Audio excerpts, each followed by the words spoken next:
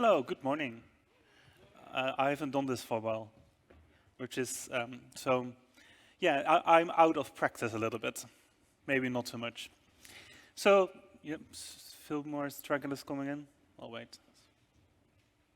I have time. It's very different than doing things in front of a screen, where everybody has black squares. And no laughs when you make silly jokes. It's also possible they weren't funny, but... Right. Everybody settled in? Let's get going then. Hi, I'm Derick. I live in London, have been for a long, long time. I used to be the release manager of PHP 7.4. Still sort of am, but PHP 7.4 is no longer supported, only for security updates. So if you're still there, it's time to upgrade. Time to upgrade once a year, really. Some of you might know me because of my work on Xdebug, PHP's debugger. I have stickers. Come and find me later if you want some, because I have 5,000 of them.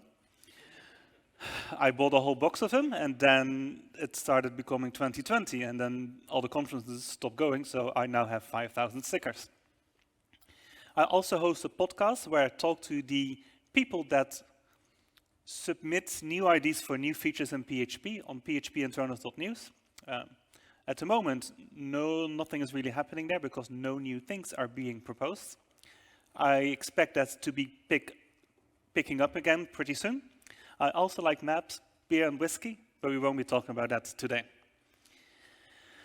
So every PHP release has release managers. Those are people that are not responsible for the features in PHP, but are responsible for making sure that packages come out. And I always like putting faces on these names. So we have Patrick Allard, which moved to London, so I'm surprised he's not here. And Ben Ramsey, which I've known for a long, long time, being around PHP for a long time. And it's their responsibility, basically, to hurt people, to make sure everything gets done on time and packages get made and Windows things get built and stuff like that. Anyway, Patrick and Ben are doing that for PHP 8.1, and they have had quite a good run, I would say. Quite a good run because there's lots of new cool features in PHP. And I only have an hour, so I can't cover all of the things in here. But I will go through the major ones, and I will be starting with the enum type. So the enum type is something new. If you maybe remember from Pauline's talk, she had the cool shape object, right? And she had at some point a property that said, I think it said circle.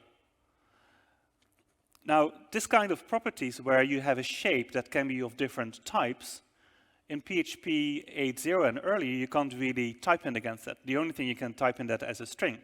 But of course, a string means you can also put a square in it or a rabbit, which is clearly not a shape. This is where enums come into play. Enums allows you to type to a specific set of values associated to a type. I have a very simple example to start with.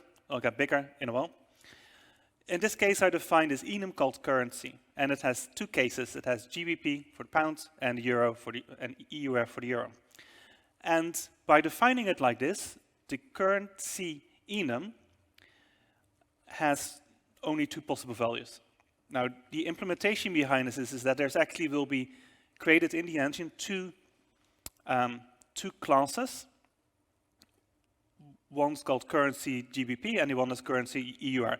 But you see none of this in userland, in the code that you're writing. It's something that happens in the engine.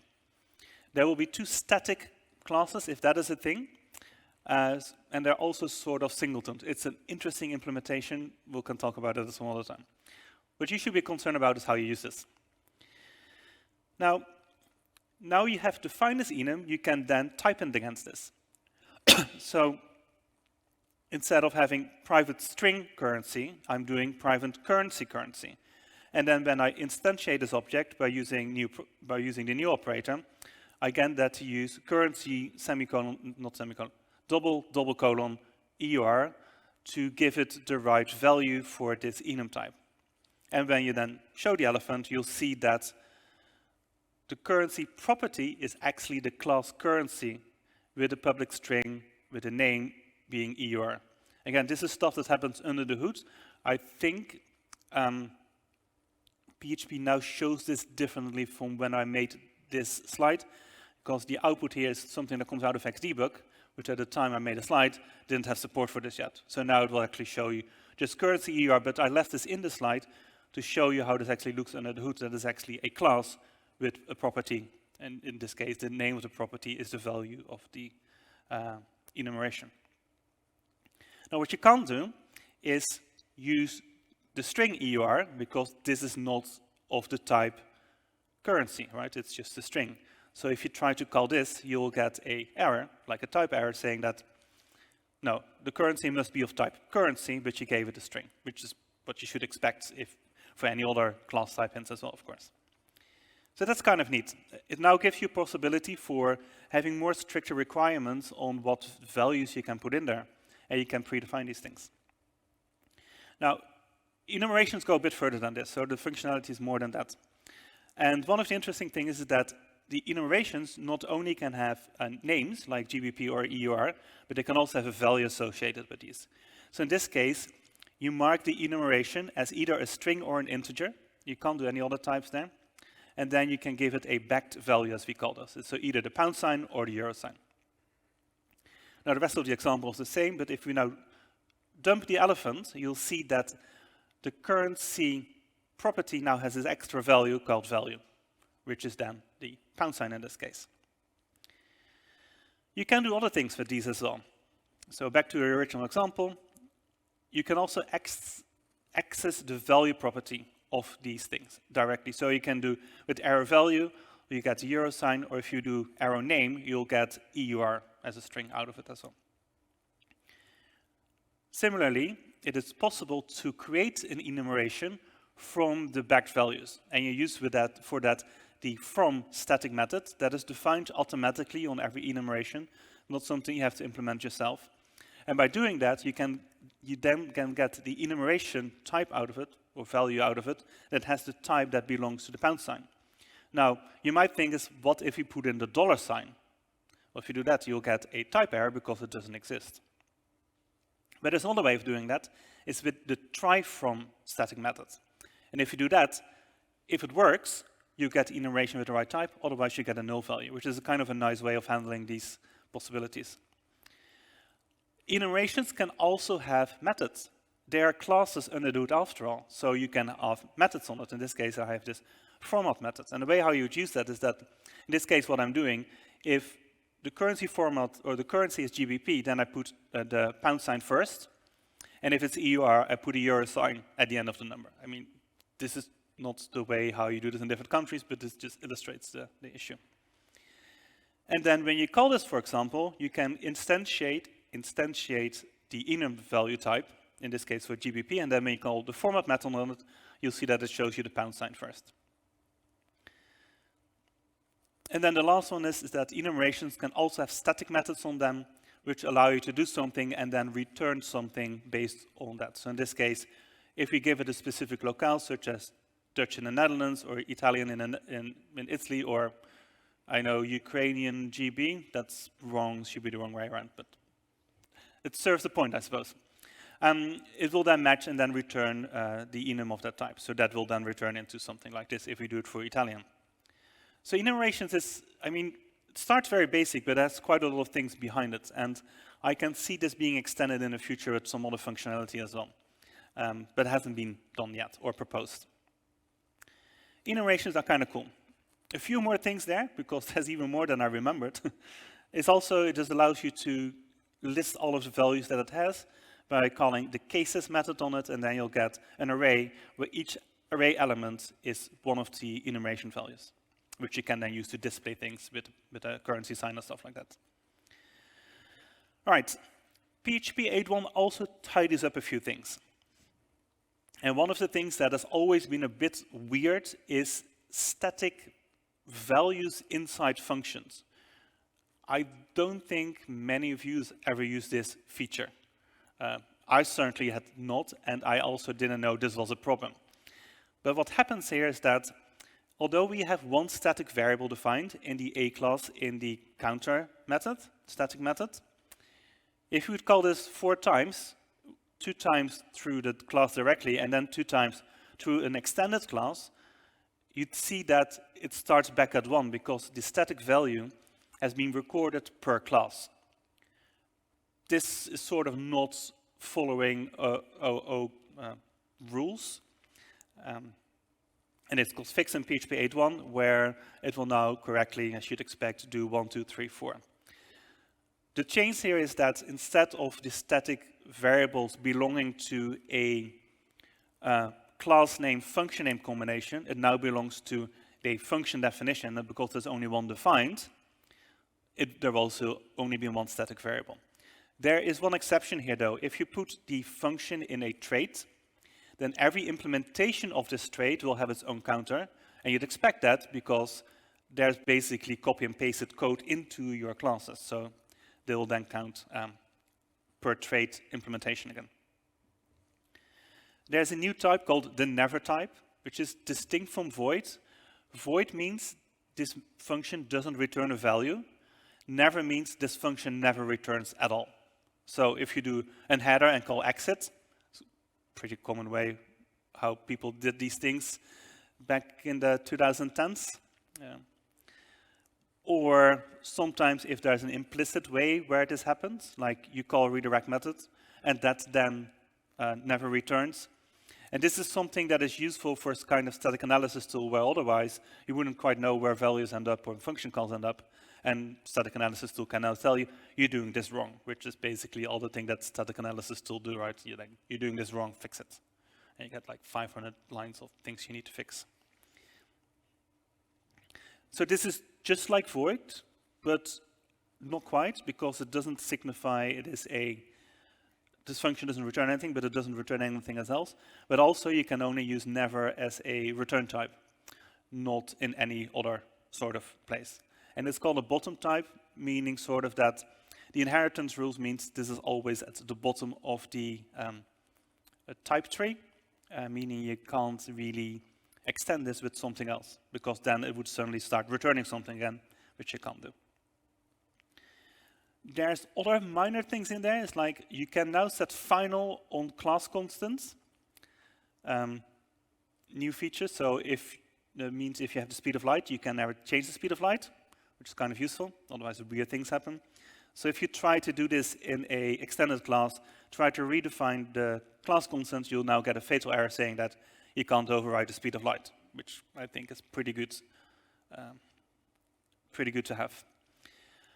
Another big thing is a change to PHP type system, or I shouldn't say change, I should say addition to the type system. Sometimes you end up in a situation where you want to make sure that an object implements multiple interfaces. So in this case, the example that was used in the RFC is that we have an object that needs to implement both traversable and countable. But you can't really do that in one type definition because you can only have one type in there. There are tricky ways around this. So if you'd had two nullable private properties, and then one that has both, which is I forgot that this screen doesn't take laser pointers, so why do I bother? Let's see. How do I use a trackpad again? So you have then this third property that is basically both. And by creating a reference to that in my constructor, you will now enforce that it is both traversable or countable, because otherwise the assignment in the constructor would throw you a type error. Okay. Of course, this is a big hack, and we don't like big hacks, right? So what PHP 8.1 allows you to do is it allows for pure intersection types. And the word pure means here that you can only have intersection types that is a combination of types. You can't have then also with or another type in there. So it's only just and in this situation. In the future, PHP might extend on that. But this now means that every object you pass into this setIterator method will have to be an object that implements or extends both traversable and countable. And you can, of course, do the same thing with return types, which is kind of nice for this specific case, I would say. So this only works for classes and interface names. Having int and countable makes no sense, because an object can't be also an integer at the same time. So this only works for class and interface names. You also can't have int and string, because a value can't be both a number and a string at the same time. And also, all the variant rules are respected. But the variant rules, how you can inherit, are so complicated that I don't want to spend time on this, and I'll give that to you as homework. It's in the RFC. Please read it. All right, a few more things. PHP 7.4 has this new splat operator in arrays. So you have apples and you have fruits. And in fruits, I'm adding with ... apples all the elements from the apples array in this position. So start with a red apple and a green apple, and then we create this fruit salad where we put them all together, and you end up with a fruit salad, which has a green pear, an orange, no, not an orange, peach, sorry. Fruits are difficult. A red and a green apple, and then you get the strawberry and the tomato, which are also fruits if you ask biologists. So you get a fruit salad. So this is something that's in PHP 7.4. With PHP 8.1 introducing things like, how do you call it? I forgot the name of this. Also, this is still working? I don't remember how they are in parameters, instead of just having the one more time? No, not variadics, that's a ... It's, you can, named arguments, there we go. I will get there at some point. I knew. And because of named arguments, there's now sometimes, if you have like, call a function with a variable set of these named arguments, sometimes you get the situation where you'd have to merge multiple of these arrays. And you could already do that in PHP 8.0, but what PHP 8.1 asks you to do is makes it possible to not only use the splat operator for normal arrays, non-associative arrays, but you can also do it with associative arrays now, and it will match these as well. And the same rules apply as with the plus operator. So if you have a plus operator in an array on the left side and on the right-hand side, newer values on the right-hand side will overwrite the ones that you already had in the array, and that's also what the splat operator does here. So that's how we end up having a green pear instead of the original green apple, because the green in the second array overrides the green from the first one. This is mostly useful with these named arguments that you need to send on to other properties, but I like using emojis to fruit up my slides a little bit. Something else is something that is called newinitializers. So sometimes if you have like a class of any type it is, and depending on that you want to inject some kind of logging system. In most cases you don't want to inject anything, and in that case it will use a null logger, but it is something that you have to do yourself, right? You need to set the logger up in the argument as a type or null, hence the question mark, and with the default value of null. And then in your construction, you get to check if this is null, then we use new null logger, which basically logs things to def null or whatever you want to do it. Now in PHP 8.1, you get to do this in one line. So you can do this newinitializer, meaning that if the argument wasn't provided, it will then automatically use the null logger as its initializer, which is kind of a shortcut way of doing these things. But that opens up for a few other things. It's possible also to give these arguments like this, so new file logger, and give it a file if that's what you want to have as your default instead of a null logger. Or you can even use the named arguments in there as well. But you can't use it much more complicated things. You can't really do expressions in there. You can only use static values in there. So where can you use these things? Well, you can use them for static variables. Again, static variables isn't that, which is distinct from static properties, isn't something that many of you would ever use. Yeah. You can also use them for class constants. So the class constant here we do set it as a new object of database link. Or you can use them in attributes, meaning that you can now sort of do nested attributes, which is something you couldn't do before because there simply wasn't a syntax. And basically the idea behind these attributes is that the constraint word that you see here is actually the name of a class, and all the values that you pass to the class are arguments. So in this case, basically what you're doing is you do new constraint, and then you can have new tries in there to be your nested value, which is kind of a neat way. This, by the way, was found out after the feature got implemented, which is kind of nice. Or I should say it wasn't part of the RSC. A few other things that are kind of useful, and Pauline already mentioned read-only earlier, so sorry, she spoiled this slide, but that's okay. Like an original way of enforcing read-only properties is, well, you could set up a private property, and then by having a accessor method like getName, would mean you could read the method, sorry, read the value, but you could never set it again outside of the class, right? Of course, the class itself could still set as true methods, but at least the concerns for that were restricted to this one class.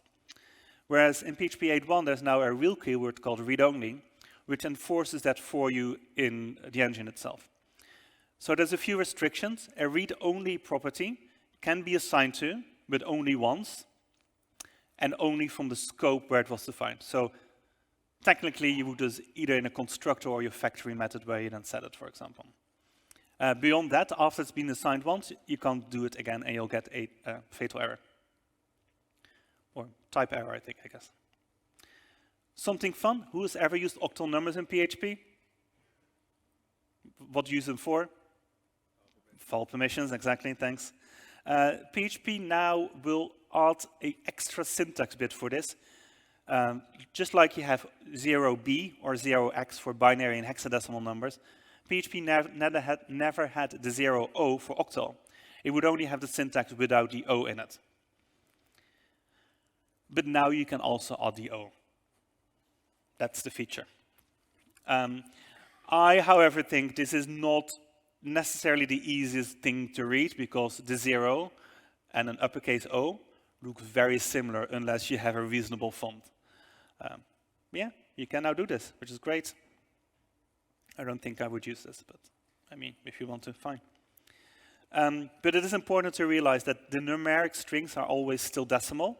So if you have 016 as a string and cast that to an integer, you get 16 out of it, because the 0 is not giving you the ID, this is an octal number. So if you would use a new syntax, you get 0 out of it, because this conversion stops after the first number. So you don't get 16 out of it, you get 0 out of it, because that's the number before the first non-number, which is the O in this case. Fun. This new thing I'd like to talk about here is kind of an interesting feature that is quite small, quite niche, but still very useful. The idea is that the Intel extension in PHP, which is great for formatting anything in a locale-based format, like how you format dates, how you format currency, and a whole bunch of other things that I can't remember right now. But it isn't always as configurable as people would like. So in this example here, what I'm doing is I create the current date, which clearly isn't May 31st. The slide doesn't run real life. And I set the locale enus for that. And with the Intel date formatter class, which I shortened to IDF because otherwise the lines became too big, allows you to format a date time object or datetime immutable with a combination of an array pair that either formats the date and the time. So the first one is for the date, the second one for the time. In this slide, I've done none for the time because that's not the important part here. And the Intel extension predefines a few formats. So it has, in this case, it has short, medium, and long. So if you do that for the US locale, you get short, which is 5/31/21, which is May 31st. Yes, must be because it says so right below it. And then a medium and long format have both the 2021. And then if you want to do this manually, you can do that by using, for example, NDY. So what I really wanted to get out of here is not May 31st, 2021, or 5/31/21, but what I really want is 5/31/2021, because you all have learned that you really need 4 digits for your date by now, right? Now, the funny thing is, if you want to do this in Italian, you get a slightly different result. Like, the short, medium, and long are now 3 different ones, which is what you would expect in Italian, but the manual format is now wrong, because in Italy you wouldn't use month, day, year. What you'd use is day, month, year, like we do here in the UK as well. So this gives the issue that you can't really necessarily do what you want it to do in some cases, and especially what you now have as an additional thing is a until date pattern generator, which instead of giving it the predefined things that the until extension does, allows you to give it a pattern of things to use. So the pattern that I'm having here for Italy is 4 Ys, that stands for a 4-digit year, 2 M's, that stands for the month, and then 2 lowercase d's, that stands for the day. And it will use this format, but not in that order. It will use it in the order that the locale wants it in. So in this case, you're getting 30/05/2021. And if you'd run the same code for the US locale, you get the same shape of each element, but in the correct order, or correct order, because my brain cannot parse these things. Okay, a new very big thing in PHP 8.1 is something called fibers, or also called cooperative multitasking. The multitasking you had in PHP 3.1. Oh, sorry, not PHP 3.1, Windows 3.1, I should say. The idea behind this is that a unit of execution, in the Windows case, a program, could say at point, something else can take over right now, and then that bit of program will run, which is pretty much what fibers do as well. Fibers is a subject that I can probably talk about for an hour, but I don't have the time. Luckily, there's a talk tomorrow morning at 10 o'clock, a whole talk all about fibers. It gets so complicated, even pippa gets confused about these things. That's why there's a full talk for it. All right, a few more little additions that we have here is the new arrayIsList function.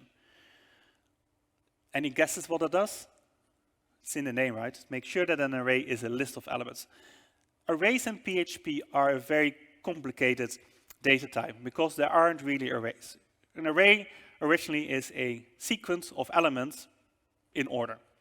That is not what an array in PHP is. In PHP, arrays can have an index number with a value, but there can be gaps in these numbers. The order doesn't have to go from 0 to 20, for example. You can have 0 and then 7 and then 5 and then 3. So this kind of thing is sometimes complicated if you want to deal with other kind of interfaces that expect arrays to be arrays. Like everything needs to be in order, no gaps in the numbers, and so on and so on. So arrayIsList makes sure that an array is actually a list of just values. So it returns true if there's only numeric keys. So there can't be an A as a key in there. The numeric keys need to start with a 0. And they need to be increasing, and there can't be any gaps. So only arrays that have 0 value, 1 value, 2 value will pass here, which is something I could have used a long time ago when this didn't exist. But luckily, they made it into PHP 8.1. Another big thing is that the mysql error mode has changed from ignoring all your errors to a new default of report all the errors and make them exceptions. Which means now you get exceptions, exceptions, and exceptions everywhere, but at least you know that your queries now failed instead of silently ignoring data corruption, which is basically what you got otherwise. I'm quite keen about that. Things in the engine that are so complicated they need multiple slides to explain. So hopefully most of you know that globals isn't something you should use, right? But PHP does have the concept, and in my quick hacky scripts that I do use it all the time. But globals is, although it is a sort of an array, it is an array in PHP that has very interesting additional behavior. Like if you have a variable a and you update a in the globals array and set it to 2, then a also changes, even if you have never set up any references of your own, which is a bit odd, you would expect. Similarly, they're also by reference automatically. So if you'd create an array and set its value to globals as an array, they are now suddenly references. Which means that if you change it in the newly assigned array, if you change a, the key to 2, then it will change it in the globals array, but also the variable a. I don't think any of you thought that'd be the case. So in PHP 8.1, this no longer is a special array. It is now going to be a normal array with some restrictions to make sure that people don't end up getting their code broken. So what you can no longer do is that you can no longer assign a full new value to globals. This is something that actually broke bits in PHP unit because it did that for remembering which globals got changed, which it can now do again by some other means. Things. You can also not add values to the globals array, which you could do, and then you suddenly had a new variable, which is magic. We don't like magic. It also means that it is no longer by reference automatically, so if you assign a new array to it, like in my second example, the original a value wouldn't change anymore. Now, this looks like why change this? Because it does break some code, like in PHP unit case, but because it makes globals no longer a special thing, it vastly simplifies many things in a PHP engine itself, and we like simplifying things because that makes things go faster. And everybody wants their code to run faster. It also makes it less complicated and complex, which as an engine maintainer is also a good thing, because you don't have to take care of so many different side effects. Something that was already on the way of doing is the phasing out of the serializable interface. I'm not sure whether you know, but PHP has 3 different methods of doing serialization, which is not great, but was necessary. The new one, which I'm not showing here, I'm showing you the old serializable interface, which you could implement in a class, and then the serialized method and the unserialized method would be called. But there is quite a lot of problems with this if you have like nested objects in there. The nested objects, the way how that's turned into a string, which is the serialized string, is that it used to have back references to earlier parts of the string for some kind of optimization thing, which means that you can't actually unserialize just a part of your serialized string. And that quite complicated many things. It also causes some issues sometimes where if classes get loaded in a different order, for whatever reason, you can't actually unserialize your serialized strings correctly. So the idea always was that we introduce a new serializable thing which got introduced in PHP 8.0. But it does mean that at some point we need to get rid of this broken one, which is now what PHP 8.1 is starting to do by marking this as deprecated. So the new thing that we introduced, PHP 7.4, not 8.0. I can't always remember in which version things are going to introduce. So PHP 7.4 implements this new underscore serialize and underscore unserialized methods that give you quite a lot more control over what is returned, and they're also returned as full arrays, serialized on its own, meaning that you can also unserialize them on their own, and that makes things a lot better. So PHP 8.1 now starts a removal of this only serializable classes. And what that means that if you implement serializable, you'll get a deprecation warning, not warning. And in PHP 9.0, we don't know when that gets released, by the way. It will then be removed, which is the traditional way of how PHP deprecates things most of the time. There's a few other things, and this is probably one of the things that me porting my codes to PH1 hit the most, is that you can no longer have null to non-nullable arguments for internal functions. So if you have an internal function before PHP 8.1, if you do struct contains foobar in null, clearly this is a programmatic error, it makes no sense, but you won't get a warning, you simply get null back out of it. However, if you do the same thing with a user-implemented function, you pass null to a string, you'd get a type error, as you would expect. But internal functions were special, and it wouldn't do that. With PHP 8.1 here now, you'll get a deprecation warning for this. It says passing null to argument of type string is deprecated. And again in PHP 9, whenever that gets released, probably not this year or next year, we'll now make that a type error, which makes them behave the same, which is probably a good thing. Another warning that got introduced is something that happens when you convert a float to an integer in an implicit way. So an integer compatible float, kind of tricky to say, is defined as this is a number. So the float needs to contain a number, and by that means it can't be not a number or infinity, because those are values that a floating point type can have. It needs to be in the PHP integer range, which is, however that is defined, it's a big number, 4 billion on each side or something like that. It can also have no fractional part. If any of these conditions is false, then you get truncation in some way, right? Like if you do in PHP 8, you have a number, in this case 42.76. If you pass that into a function that accepts only an integer, the result of that will be just 42. You get data loss pretty much. Now what PHP 8.1 will do, it will actually give you a deprecation warning saying that there is data loss now, which in some code that I still maintain causes a lot of issue because we relied on this functionality, and now we sort of need to figure out where to cast this correctly to an integer. Yeah. Which is the way to avoid this deprecation.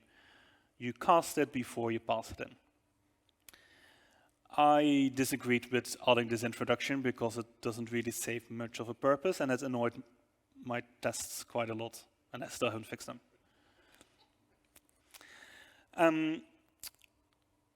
Another annoyance is that PHP 8.1 introduces return types for many internal functions. So the datetime class in PHP has the modify function, and it returns a specific type. If you extend this and you haven't also added the return type there, then in PHP 8.1 you will get a deprecation warning saying that the declaration of myTimeModify needs to be the same as dateTimeModify, which returns datetime or false. But my class doesn't do that yet, so you get this deprecation warning. This makes it really hard to make code compatible between PHP 7.4 and 8.1, because in 7.4 you can't add a return type. So if you want to make your code work between PHP 7.4 and 8.1, you need to do something special by telling it that the return type will change in the future. So this means that you can get away of not declaring the return type to make your code work in PHP 7.4. Sorry, I said that 7.4 doesn't allow for return types. That's not correct. It doesn't allow for union return types, which is what datetime does because it returns datetime or false. But by using this attribute, the return type will change attribute, silences this deprecation warning. But it does mean that once your code only starts supporting PHP 8.0 and later, you need to go back into your code and fix this. I do not know at what point in time this deprecation will turn into a fatal error. It hasn't been passed yet as a RFC, but I expect that to be with PHP 9.0, which will be several years away. Now, talking about deprecations, PHP 8.1 has a lot of deprecation. Some of these things might be something that you have used, others probably not. Like the date sunrise and the date sunset methods. Any users of that? I see no hands, so you probably just learned that these things existed, right? The reason why these have been deprecated is because the default set of values, that they have, are very arbitrary. You can give it coordinates, but if you don't give it coordinates, it picks Jerusalem. Now, there's nothing wrong with picking Jerusalem, but it doesn't really make sense for everybody that doesn't live there. It's only because the author that added this function happens to live there. Now, you can change its default values with PHP INI options. Again, this interface isn't the greatest. I think in PHP 5.2, with the datetime extension, we introduced a new function, dateSunInfo, that doesn't rely on PHP INI settings or default values for Jerusalem, but you have to give it your coordinates, and it also does more things in the same time, so you don't have to call it multiple times. Those are gone. Or I shouldn't say gone, they've been deprecated, meaning that they will be gone in the future. You also get a warning for using key, current, next, ref, and reset on objects. You can still use them on arrays, but at some point in the past, you could treat PHP objects as arrays. You could actually for each over them and get all the properties out of it. That is sort of archaic things that not many people do anymore. And now finally, we're also getting rid of the key current for doing that on objects. MB check encoding without argument. I have no idea what this does, but that's just in a big list. The file binary and file text constants. Anybody knows what they do?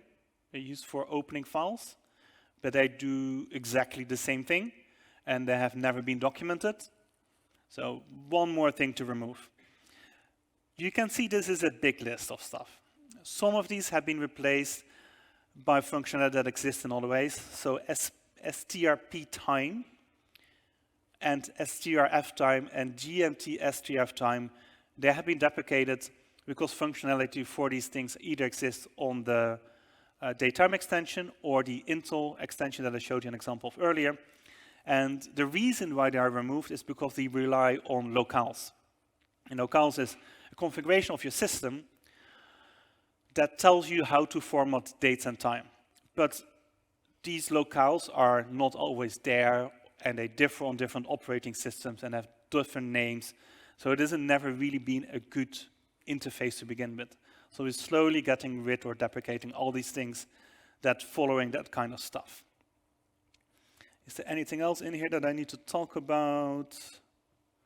Probably not. Because there's nothing particularly interesting in there. Okay, now I pressed the wrong button. All right, we're having trouble finding that site. That's fine because I'm not on the Wi-Fi. The alt text is PHP Internals.news, where I talk about all the new features in things, just like the things that you've seen here. There's a few more episodes up since PHP 8.1 came out. One of them is actually kind of a nice thing. Now, what it does is, I know this is not what's new in PHP 8.1, but this is what's new in PHP 8.2. You get a preview here for next year's presentation, I suppose. Is a way of, anytime you have a backtrace, backtraces, if you send them to some kind of logging system, if you have usernames and passwords in there, they will be in the clear. So what this new feature does is allows you to mark in arguments to functions that a specific argument is sensitive. And then when you get a backtrace out of this sensitive argument is being replaced by an object called sensitive parameter, which means that the values of these are no longer sent on to logging services, which I think is a nice way of making sure that things like this aren't suddenly published. The author of this function said they have like a system where lots of the administrators help each other, and they have started posting stack traces to Stack Overflow and their support forums with their usernames and passwords in clear text. So you can see where for them this is actually a very good thing to have. All right, sorry that we had trouble finding the site. If you go to the URL, you can see it after all. Having said that, I think I've gone through most of my material. Are there any questions about the new things, or maybe future things, or anything at all? I like questions. I'll have to step outside of the light so I can actually see people. What are you most excited about in 8.2 that isn't official yet? Can I get some teasers? No, because there's only one thing being proposed for it, and I've just mentioned it. So because there's only one, that's my favorite thing by default. No, things have been getting a bit slower. We had a very prolific contributor, Nikita Popov, which was paid by JetBrains, the makers of PHP Storm. They didn't ask me to say that. But Nikita's moved on to work on more interesting things like LLVM. I would probably also find that more interesting, which means that there is not a drive as much as we had in the last 4 or 5 years of him coming up with very many new interesting things and proposals. There's a bit of a lull now where things are being put in place to pay other people pretty much for working on PHP. That's still in setting up at the moment, but we'll see in the next months or so a new group of people that will then be tasked by coming up with new proposals for PHP, besides the people that do this to make sure that sensitive parameters don't get leaked in stack traces and stuff like that. So yeah, there will be 2 streams of new proposals, one from the people that are actually paid to work on it, and then all the community proposals as well. Which, if you have a good idea for a new feature in PHP, then please come and find us on the PHP Internals mailing list. Talk about your idea first, and then we can take it from there. All right. Anything else? Nothing? Oh, now I can see much better. No questions at all. Fine with me. You can also come and find me later if you have any comments or questions. I also have, as I mentioned, 5,000 debug stickers, not with me. So if you want one of them, come and find me, and I'll also dump some of the, I think somebody was creating a swag table downstairs, so I'll dump them on there too. Having said that, the slides, I'll publish them later online at this URL if you want to review them. Again, phpinternals.news will have transcripts so you can read through them, links to all the RFCs, so it should be a good resource for that. And as I said, if you have any questions or suggestions, come and find me, send me an email. I am terribly bad replying to them. If I don't, please send me another email. That's fine. I don't find a problem. I hope you found this informative. I know it's sometimes a bit of a dry thing to go through all of new features, so I tried making this funnier by Peppa Pig, but I guess that didn't work well. Anyway, thank you very much this morning, and I hope you enjoy the rest of the conference. Yeah, thank you, Derick. Thank you so much.